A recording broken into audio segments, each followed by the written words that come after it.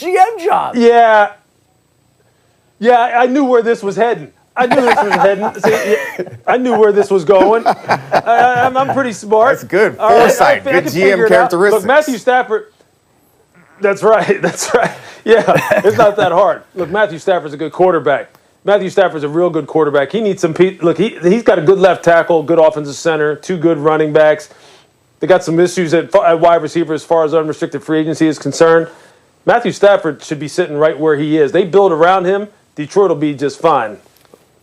See, does that answer your question? There's your answer. Greeny, you're coming to me, and there's an elephant in the room. We're sitting next to the guy who interviewed for the GM job recently. Right. And you're asking me what to do with Matthew Stafford. Why are you asking me that question? It's a perfect example of me passing the buck. That way, if Lewis is upset, he can be upset at you and not at me. It's a brilliant way. That's hosting 101. I just passed the buck to Shefty. All kidding aside, Shefty, there is a story in Detroit today that I just saw you tweeted.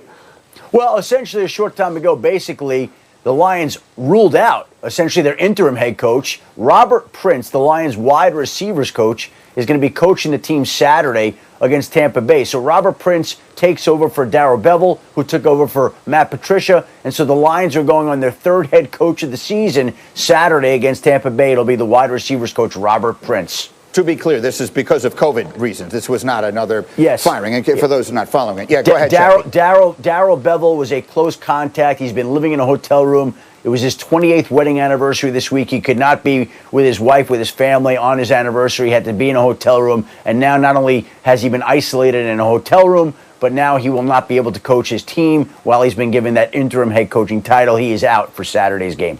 Now, that is terrible that he can't be a close contact of his wife on their 28th wedding anniversary. That just doesn't seem right. Okay, we will Steelers and Colts. That means Big Ben and Phillip Rivers, both drafted in the first round in 2004. Since then, Roethlisberger ranks 3rd with 155 wins. Rivers is right behind him at 4th with 133. Only Brady and Breeze have more. In the postseason, Big Ben has won 2 Super Bowls. Rivers has just appeared in a single conference championship. However, right now, these guys' teams are headed in completely opposite directions. Listen to Big Ben, his own thoughts on his own play right now. I don't blame him.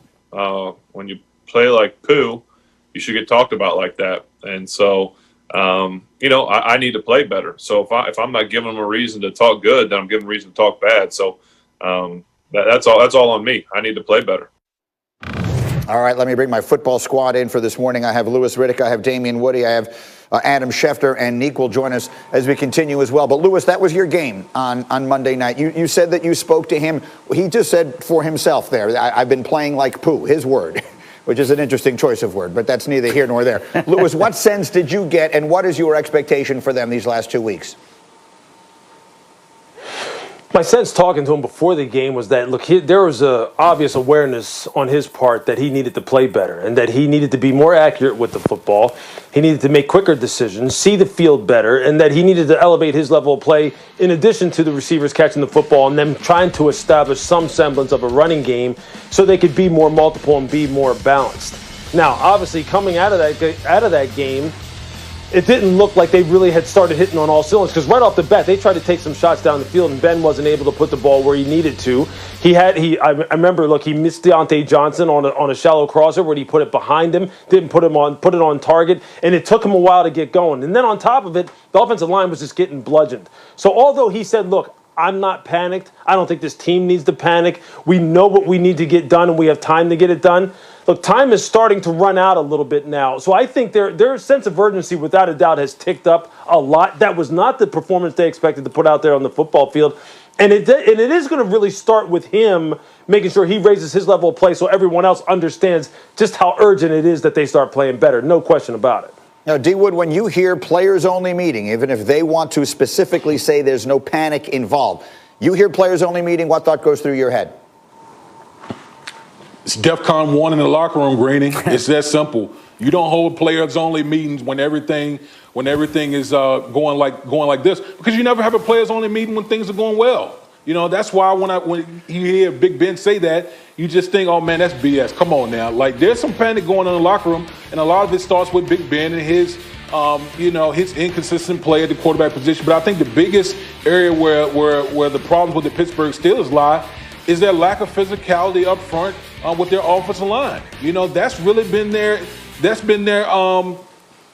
identity over the years. The physicality up front to go along with their defense, but they haven't been able to run the football at all. And with the lack of a running game, like Lewis talked about, there's no balance offensively with the Pittsburgh Steelers, and it's creating a lot of problems for this football team.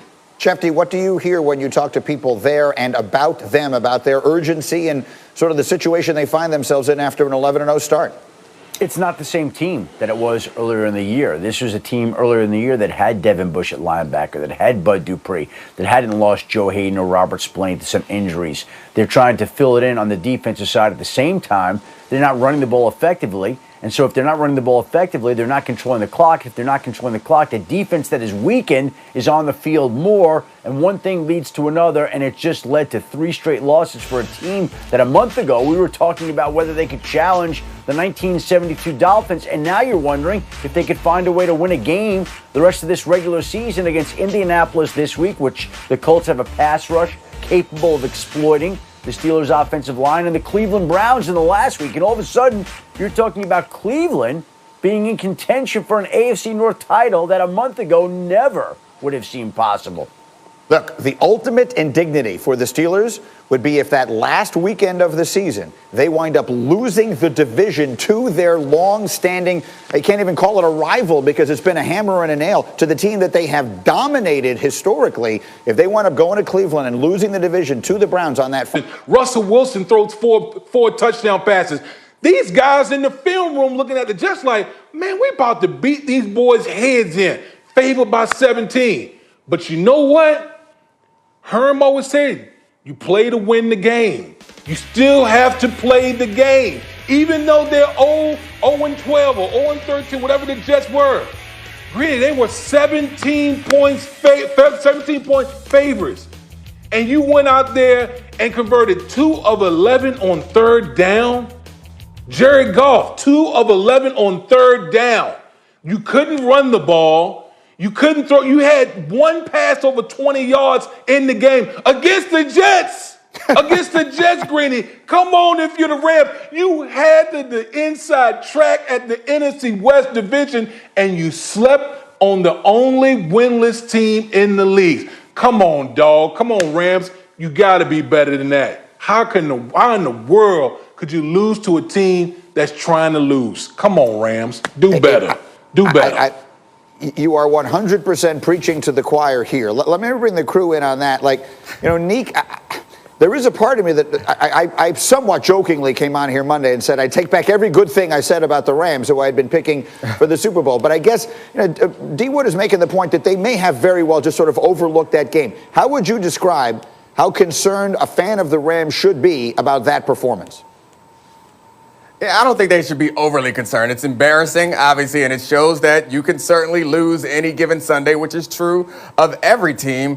However, I wouldn't say one game makes a team any more than I would say that one good win would make a team, so one bad loss shouldn't make the team. The Rams should still, Rams fans and Rams players and coaches should still have confidence in their team headed in. And I think this actually might work out to their advantage. If the schedule continues to go kind of the way we expect it, then they might end up in a situation where they can play Washington in the first round rather than playing Tom Brady and Tampa Bay. So this works out well for everyone except for Jets fans. That's correct. Sorry, but when you say no one win is that significant, you have overlooked the obvious in this particular case. And for that, I turn to my friend Adam Schefter. That one win will have great ramifications for the Jets, obviously. And look, I've said it all week long. Congratulations to their players and their coaches. They weren't trying to lose. They went out there to win a football game. But for the organization, I think clearly if the Jets had the first pick in the draft this year, Schefter, they were going to take Trevor Lawrence.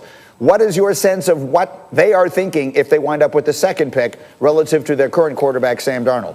Well, that's the great question right now, Greeny. We've got a situation here where the Jets now have to evaluate everything. You could trade back. You could get maybe a team that wants one of these quarterbacks to trade up. There are a lot of different scenarios here for the New York Jets. They have to reacquit themselves to the idea that there's a different way that they can go. And so it's going to be wide open. Like, it was a